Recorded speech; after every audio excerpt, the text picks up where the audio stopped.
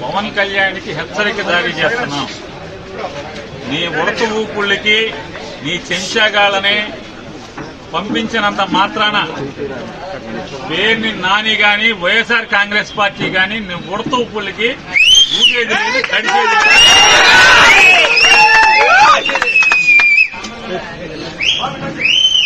రాజకీయాల్లోకి సినిమా నటుడై 4 డాన్స్లు వేసి నువ్వు వచ్చి నీ ఇష్టానుసారం ఎవరిని పడితే వాళ్ళని నోటుకొచ్చినట్టు మాట్లాడచ్చు.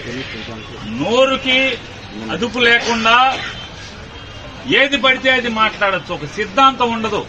నిన్నేమో కులం లేదంటావు, నిన్న మతం లేదంటావు, ఇవాళేమో మతాల్ని రెచ్చగొడతావు. హిందువులందరూ బయటికి రండి. అదే చర్చిలోనో మసీదులోనో ఏదైనా జరిగితే వాళ్ళందరూ రోడ్డెక్కరా, వాళ్లకు చూసి వాళ్లకున్న ఐకమత్యం కూడా హిందువులకు ఉండదా అని మాట్లాడుతుంటే ఈ రకంగా సమాజంని కులాల పరంగా మతాల పరంగా ఎన్నికల ముందు వరకు కులాల పరంగా రెచ్చగొట్టి ఇవాళ మతాల పరంగా రెచ్చగొట్టేటువంటి దౌర్భాగ్య నీచ రాజకీయాలు చేస్తున్నటువంటి పవన్ కళ్యాణ్ని ఎండగట్టాను. అయ్యా, గతంలో నువ్వేనా బ్యాప్టిజం తీసుకున్నావు? గతంలో నువ్వేనా బ్యాప్టిజం తీసుకున్నా అని చెప్పావు. నువ్వే కదా ఆయన, నువ్వేనా? మరి నువ్వే అయితే ఇవాళ యాశాలేంటి, డ్రామాలేంటి?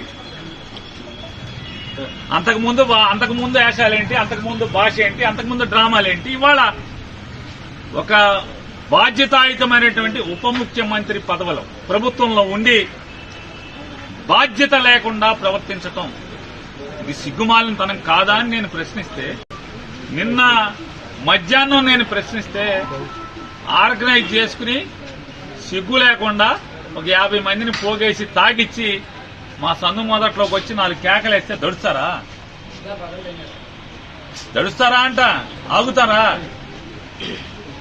గుడివాడ వెళ్తే కారు మీద వాళ్ళు అయితే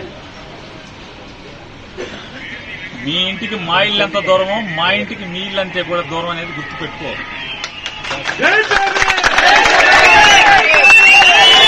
రెచ్చగొట్టి ఆర్గనైజ్ చేసి తాగిచ్చి తాగుబోతుల్ని కిరాయి రౌడీల్ని మా సందు మొదట్లో కూర్చోబెట్టి 4 అరుపులు అరిస్తే నువ్వు వాళ్ళు డౌన్ నాని అంటే ఈ మా వాళ్ళందరూ కూడా 400-500 మంది, నీ దగ్గర 50 మంది ఉంటే వాళ్ళు 400-500 మంది చేరారు. డౌన్ పవన్ కళ్యాణ్ అన్నారు. సిగ్గుపోయింది నీకే కదా. మా ఇంటికి వచ్చి మాతో తిట్లు తిన్నది నువ్వే కదా. నువ్వు డౌన్ ఒకసారి అంటే మా వాళ్ళు 100 సార్లు అంటారు డౌన్ అని. అలాగే మచిలీపట్నం పోలీసులకు కూడా హెచ్చరిక చేస్తున్నాం.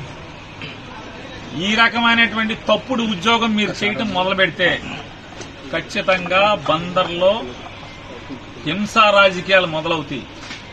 పిల్లిని కూడా గదిలో పెట్టి కొడితే తిరగబడి ఒళ్లంతా పీకుతుంది.